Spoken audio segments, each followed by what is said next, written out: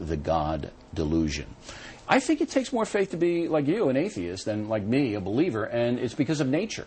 You know, I just don't think we could have lucked out to have the tides come in, the tides go out, sun go up, sun go down. Don't think it could have happened. We have a very full understanding of why the tides go in, the tides go out.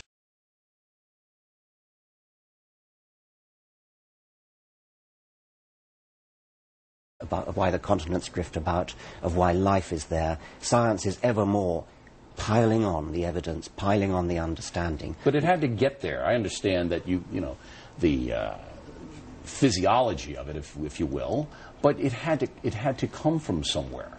And that is the leap of faith that you guys make, that it just happened.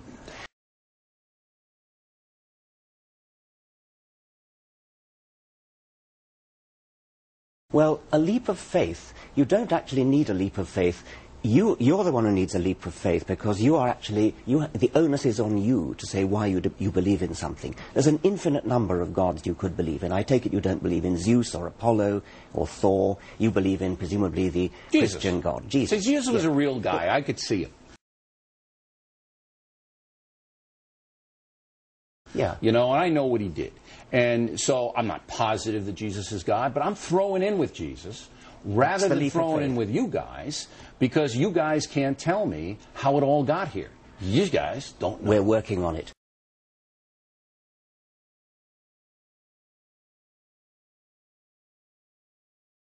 Physicists are working... When you get it, then maybe I'll listen. Yeah. Well, no, I mean, if you look at the history of science over the centuries, the amount that's gained in knowledge each century is stupendous. In the beginning of the 21st century, we don't know everything. We have to be humble.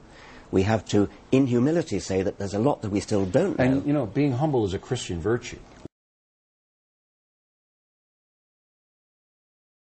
Well, so there you go. Of course it is. All right, when you guys figure it out, then you come back here and tell me, because until that time, I'm sticking with Judeo-Christian philosophy and my religion of Roman Catholicism, because it helps me as a person.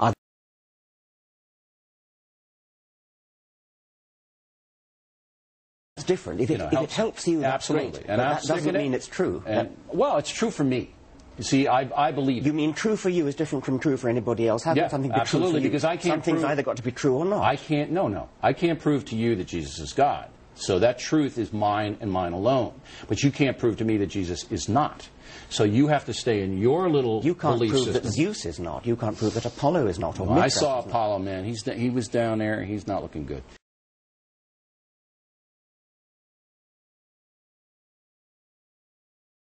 Now, we also differ in the sense that you feel that religion has been a bane, B-A-N-E, to civilization, and I feel atheism has. And I will point to the worst mass murderers in modern times: Hitler, Stalin, Mao, and Pol Pot.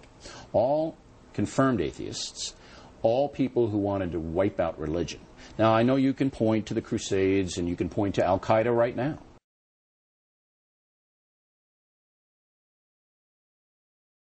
I mean, it's there, and there's no question.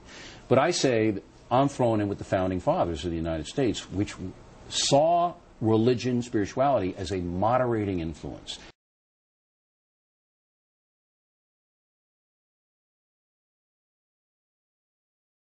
As a good thing if people embrace the true tenets. Go ahead. The founding fathers of the United States were secularists above all. Some of them were religious, some of them were not, but they were above all secularists who believed in keeping church and state They separate. had to because of the oppression in Europe. That was what they were, right. Precisely. But I mean, that was almost all of them, they all said a prayer before their deliberations. In their letters, and I have almost all their letters, they all reference the deity. Our Declaration of Independence references heavily. But they saw it as a moderating influence because the federal government at that point couldn't control the country. And they said, you know, if people follow Jesus, then the country's going to be better.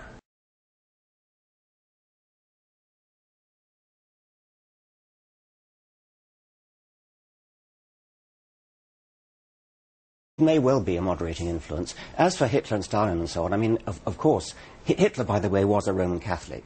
No, he never was. He was raised in that home, well, but he rejected it early on. We can dispute that. Stalin was an atheist, no question. But Stalin did the bad things he did, not because he was an atheist. I mean, Hitler and Stalin both had moustaches, but we don't say it was their moustaches that made them evil. I don't think they had any moral foundation, any of those guys.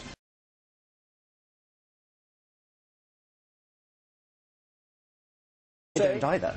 Your book is fascinating, and congratulations on your success.